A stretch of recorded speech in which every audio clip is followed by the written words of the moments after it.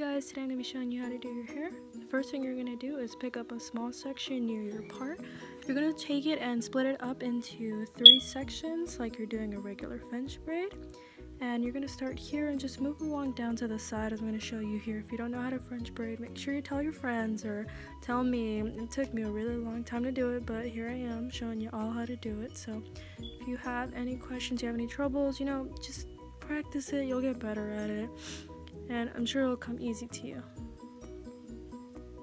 I'm just gonna slowly move along, and what you're gonna do is pick up hair from the top and the bottom just like you would do a regular French braid. And while you're picking up these pieces, you're gonna slowly start making your way down an angle until you reach the tip of your ear.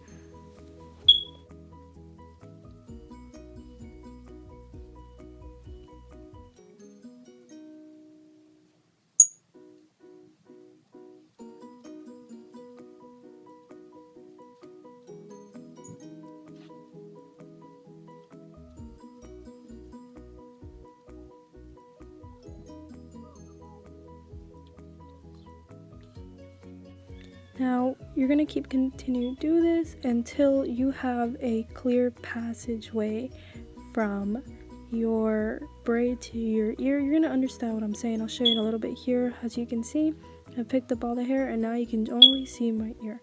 Once you get to this point, you finish off that little section of hair and you're just going to continue the braid just as if it was a 3-strand braid without picking up any more hair.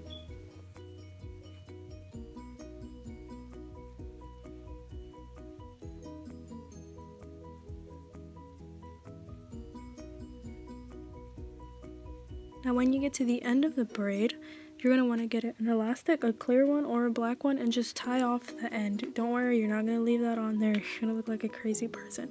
So as you can see, I have finished that whole section right there, and that's what the side will look like.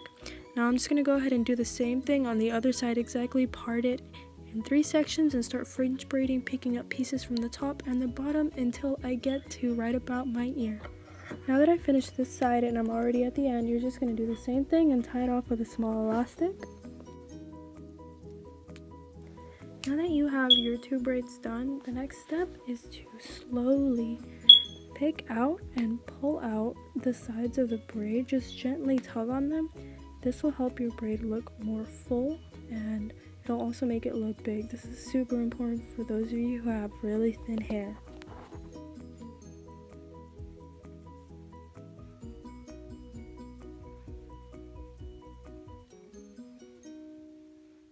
Alright, the next step is to get a few bobby pins. Depending on the thickness of your hair, I used about 4 or 5.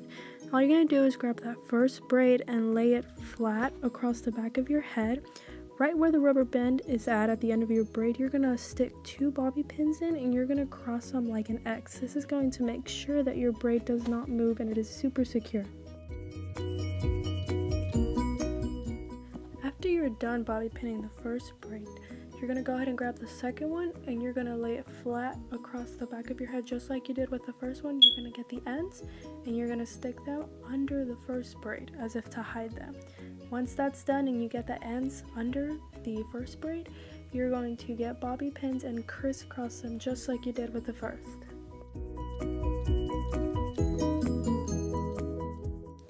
The last step here is to just go under the braids and you're going to find a little black hair tie and you're going to take it off. Just gently, don't pull your hair, it won't hurt that much. And when you take your rubber band off, you'll see that your braid is going to stay exactly the same. It won't come apart and it won't go sliding around because the bobby pins have been put in place. Once all that's done, you're just going to tuck in anything that might be out of place. And that's it. You should have 2 small braids that meet up in the back to make one big one and you are so ready.